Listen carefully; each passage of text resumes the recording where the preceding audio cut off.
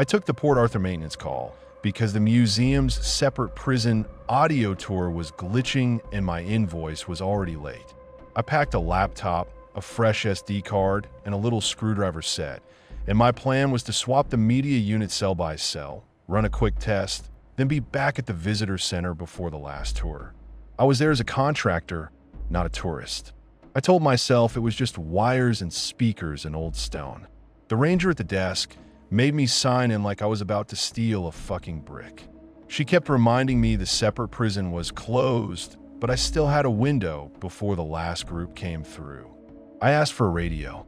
She handed me one that crackled once and died. Walls, she said, like that explained everything. My phone had one bar outside, none the second I stepped past the threshold. I wasn't thrilled, but I'd already driven out and I needed the money, so I did what I always do. I shoved the weird feeling down and started working. The separate prison feels wrong the second the door closes. Sound disfust. Your footsteps don't echo like they should. The air sits cold and stale, like it remembers being held in. I set my bag down, pulled out my laptop, and started at cell 1. Faceplate off, unit out, copy the files, check timestamps, compare to the manifest. Normal. Cell 2, same. Cell 3 booted slow, and the track list came up with an extra file that wasn't on the manifest. No title, no duración, just a blank file name sitting there like a dare. I stared at it and tried to build an explanation that didn't involve my stomach dropping. Corrupt index, staff mistake, some dumb prank. I hit play because I'm an idiot and because curiosity always pretends it's work. A boy's breathing filled my headphones. Not spooky music, not ghost moaning. Real breathing, stuffed nose, dry lips, shallow, pulls like he was trying not to make noise. Then a soft scrape like fingernails on stone. Then a whisper, so close it felt like breath on my ear, but I couldn't make out words. I paused it and the cell went dead silent in a way that made my skin prickle, like the audio had been holding the room together and stopping it let the place lean in. I checked the file properties. The date stamp was current, like it had been recorded that morning. I refreshed it. Same. I yanked the unit out, swapped it for a spare, and told myself some staffer thought they were hilarious. I kept moving because if I stopped to think, I'd walk out, and then I'd have to explain why half the tour was still busted and why my invoice was about to stay late. Cell 4 was fine. Cell 5 was fine. Cell 6 had the same blank track. Different breathing. This time it sounded like a grown man trying to swallow sobs. There was a wet inhale, a shudder, the kind of contained, crying people do when they know someone else is nearby and they don't want to get hit for it. I didn't listen long. I clicked it off and my hand shook on the mouse pad. I checked the timestamp again like I would fix it. It was still current. I tried deleting the file off the unit.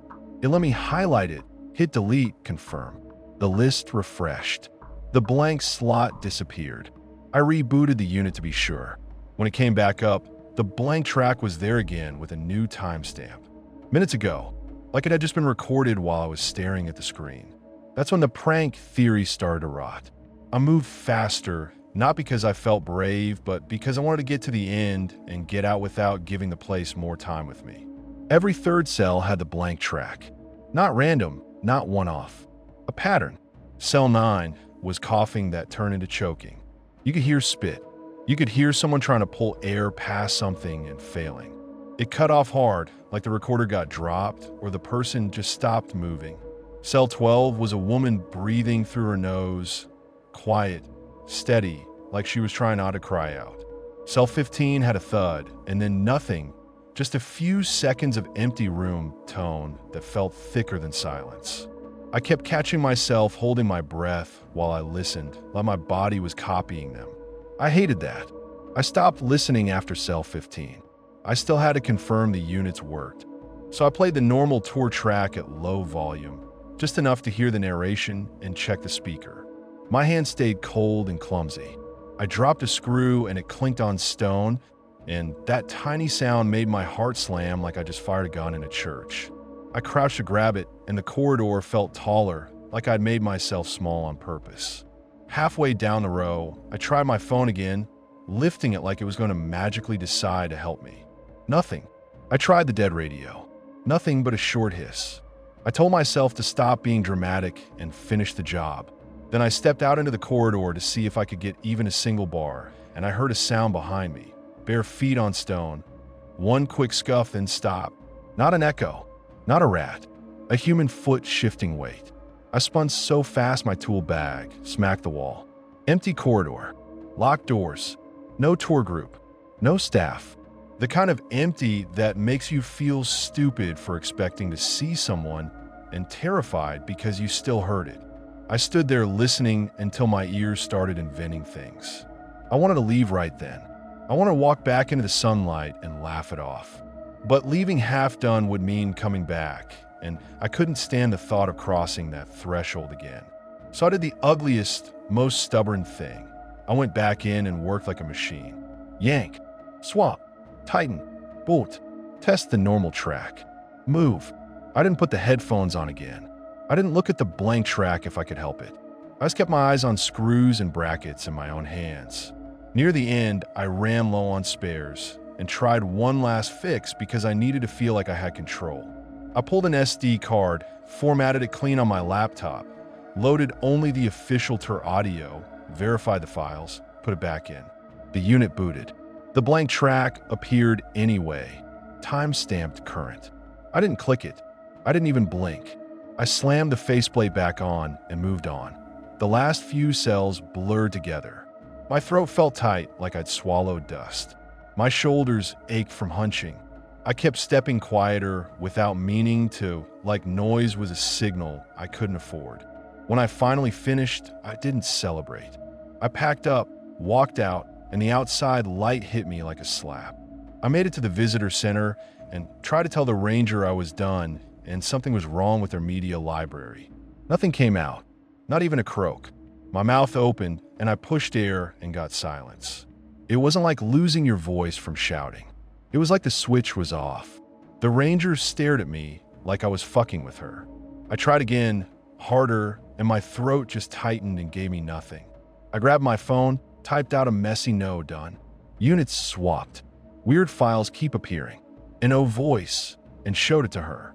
She read it, looked at me, then looked past me like she wanted a normal problem. She offered me water. I nodded and took it, and my hand shook so bad I spilled it down my shirt. Driving home was miserable. You don't realize how much you use your voice until it's gone. I kept clearing my throat out of habit, and nothing happened. I tried to cough once, and it felt wrong, like the motion started but the sound never arrived. I got home, and my partner asked how the job went, and I couldn't answer, just stood there holding my keys like a useless idiot. I slept like shit. Every time I drifted off, I'd jerk awake because my brain swore it heard that scuff again, bare skin on stone. My voice came back days later, thin and unreliable, like an old radio station you can't tune. It cracks. It cuts out when I'm stressed. And here's the part one don't tell people because it makes me sound insane. The breathing stuck with me. Not in my head like a memory. In my body. I catch myself doing it without realizing, short pulls through my nose, quiet, careful like I'm hiding. I'll be alone at a red light and notice my chest barely moving like I'm trying to take up less space. I'll sit in my driveway with the engine off and suddenly feel the urge to hold still, to not make noise, to listen for footsteps that aren't there. Sometimes, when I'm alone in my car, I catch myself breathing shallow and quiet, like I'm still trying not to be heard.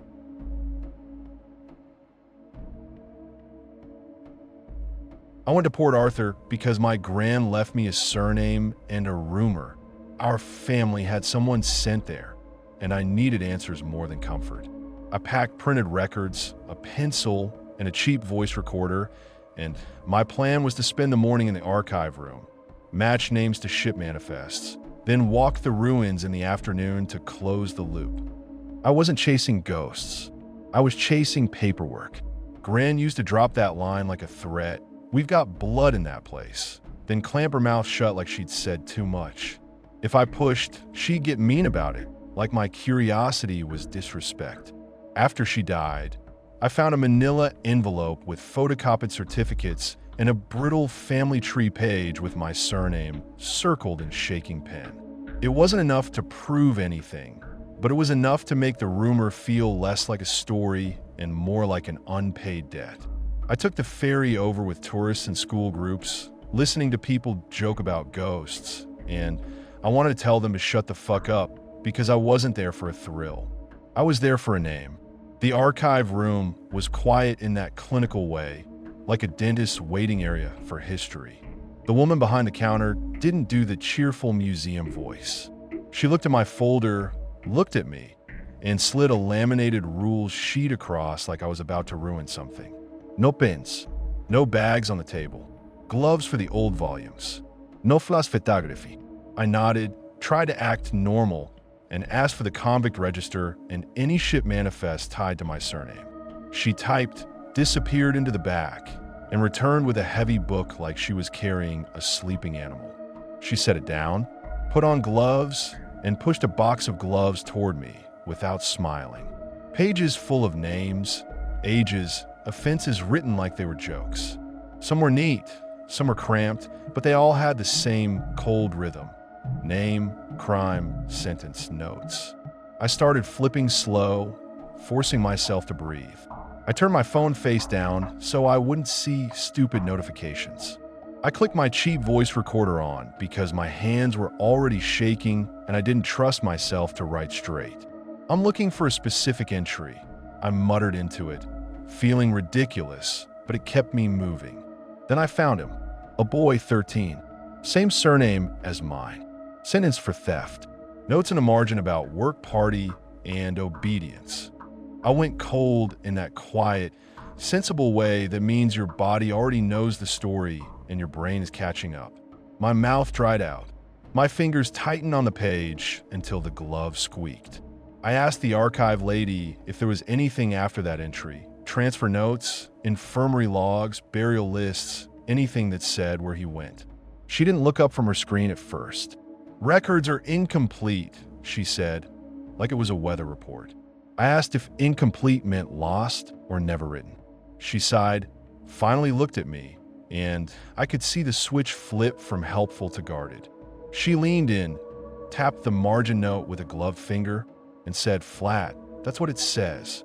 Work party." I told her it was my family. She said a lot of people come in here and make it personal, like I joined a club she hated. I asked what obedience meant. She didn't answer. She just straightened the book like she was ending the conversation and told me I could take photos, but I couldn't copy entire pages. It pissed me off in a sharp, childish way, like the book belonged to them and my bloodline was just a visitor. Outside, the site looked tidy and curated, made for photos. Green lawns, stone walls, little signs telling you what to feel. That only made the register louder in my head.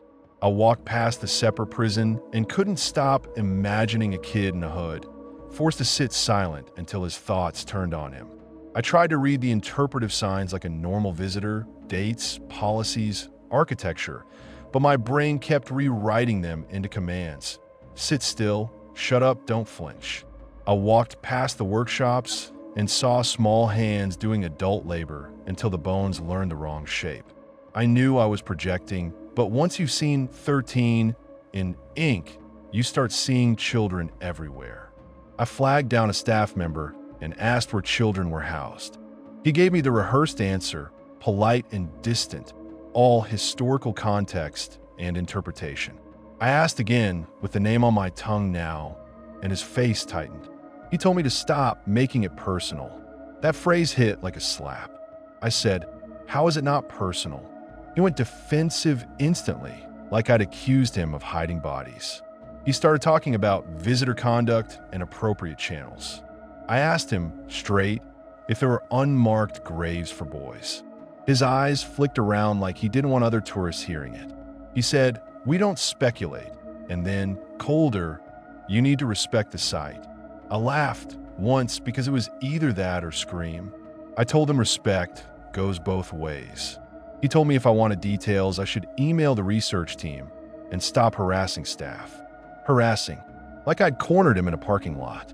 I walked away before I said something uglier, but the anger stayed in my chest like a hot rock. I kept wandering, not because I wanted to, but because I couldn't go sit in my hotel with that book in my head. Behind one building, off the main track, I found a low patch of earth where the grass looked newer, smoother, like someone had tried to erase a scar. No jadstones, no marquer, just a long, shallow dip that didn't feel like settling. I stood there, listening to tourist noise in the distance, and my skin prickled like I'd stepped into a room that didn't want me in it. I told myself it was landscaping. I told myself I was being dramatic. Then my boot hit something hard under the turf. Not rock, a flat edge. The sound was dull, but it punched through me. I didn't dig. I'm not that brave, and I'm not that stupid. I crouched, pressed my fingertips into the grass, and felt it.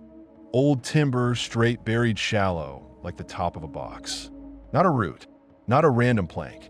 A clean edge my fingers could trace for a few inches before the soil packed tight. My hand started shaking so hard the grass trembled. I pulled back like I'd been caught stealing and wiped my fingers on my jeans like that could clean the idea off. I kept looking over my shoulder, half expecting someone to shout, but nobody came. The place just kept pretending it was a museum. That's when the family story flipped in my head. Not just an ancestor who suffered. An ancestor who got put somewhere nobody bothered to mark properly because he was a boy and the system didn't think he deserved a name on stone. I took a couple photos from a distance, more out of panic than logic, then walked back toward the main path with my jaw clenched so tight my teeth hurt. Every plaque I passed felt like bullshit. Punishment and reform. Daily life. It made me want to spit. I kept thinking about the staff member's face when I asked about graves, like my question was the problem, not the possibility. Back in my hotel room, I dumped everything on the bed and went through my register photos like I was building a case. Zoom in, check the spelling, cross the dates with Grand's paperwork. I listened to my own voice notes and hated how thin I sounded, like I didn't believe myself. Then, on the next page after the boy, I saw another name I recognized, my great something, listed not as a prisoner but as staff. Guard, assigned to the separate prison.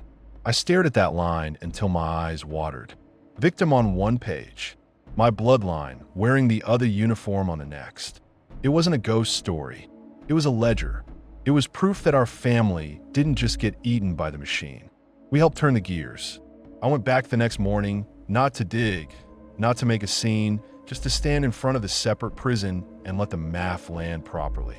Visitors drifted through, read signs, took pictures, moved on. I wanted to grab them and say, this isn't a set. This was a machine that chewed kids. I didn't. I just stood there with my nails digging into my palms, thinking about a 13-year-old being ordered into obedience and a man with my surname being paid to enforce it. On the ferry back, people talked about lunch plans and souvenir shops. I sat with my folder on my knees and felt like I was carrying something dirty. I haven't told my family what I found, because I can already hear the arguments. That was a different time. You don't know it was him. Why dredge this up? People will say anything to keep the past from touching them. But it touched me. It touched my fingertips through a layer of grass. So yeah, I found Port Arthur in my blood. I just didn't find a version that lets you feel proud.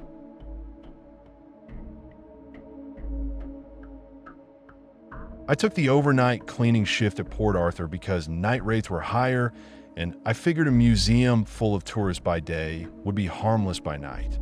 I packed gloves, keys, and a head torch, and my plan was to empty bins, mop the visitor center, and do a quick sweep of the main pathways before locking up. I worked alone because the contractor liked saving money. He called it efficient staffing. I called it bullshit, but my rent didn't care, so I showed up anyway. The first hour was boring. Vacuum, mop, wipe, repeat. I dragged bin bags down the hall, heard my own footsteps bounce off stone, and kept telling myself the ruins were just old walls and good marketing. I left my keyring on the mop bucket for maybe a minute while I filled water. I came back and it was gone. Not dropped, not kicked under. Gone. My stomach did that hard drop like when you miss a stare. I did a fast lap back to the visitor center, checked the staff desk, checked my pockets, checked the cleaner trolley. Nothing. I felt heat crawl up my neck because losing keys is how you get fired, and the contractor was the kind of guy who'd dock your pay just to prove a point. I was already rehearsing how I'd explain it when I saw a light moving where there shouldn't be, any low and bobbing near the separate prison. Not a ranger torch, too weak, like a phone screen being hidden. I walked closer and heard soft laughter and that ugly dare you energy. 3 figures slid out from behind a wall. Hoodies, backpacks, faces half covered. Not ghost hunters, just kids, bored and nasty, looking for a prop. One of them lifted a keyring like a trophy. My keyring. He shook it so the metal sang, then tucked it into his fist like he was keeping candy from a little brother. I told him to hand it back and get the fuck out. My voice came out loud because I wanted it to carry, wanted them to think there were cameras and adults everywhere, wanted them to feel watched. They didn't. The tallest one laughed and stepped toward me like he wanted me to flinch. Another one raised his phone and I saw the screen glow, aimed at my face, filming. That pissed me off more than the fear. I went for the keys. The one on my right shoved me hard in the shoulder, not even angry, just casual, like moving furniture. I stumbled, caught myself, and the kid with the phone said something about say please. I didn't. I swore at him and reached again. They spread out, slow, circling, testing how far they could push before I swung or begged. They kept glancing at the dark windows like they knew nobody would step out. I tried my phone. No signal. The kid with my keys watched my screen go dead and grinned like he'd been waiting for that exact moment. I tried anyway, walked a few steps, held the phone up, got 1 bar that vanished. He made a little awe sound and they all laughed. I told them I'd call security, cops, anyone, and one of them waggled his phone at me like, with what service? I tried to back away toward open ground, but they didn't chase me. They herded me. That's the part that still makes my skin crawl. They crowded me, kept me moving backward, angled their bodies until I hit a doorway and my heel caught the threshold. I tried to plant my feet, and the third, one slammed his weight into my back. My head torch bounced, the beams skittered across stone, and I went through the doorway into a cell block. The heavy door slammed shut behind me. The sound was final. Stone ate the echo. I yanked the handle. Locked. I hit it again until my wrist hurt. Nothing.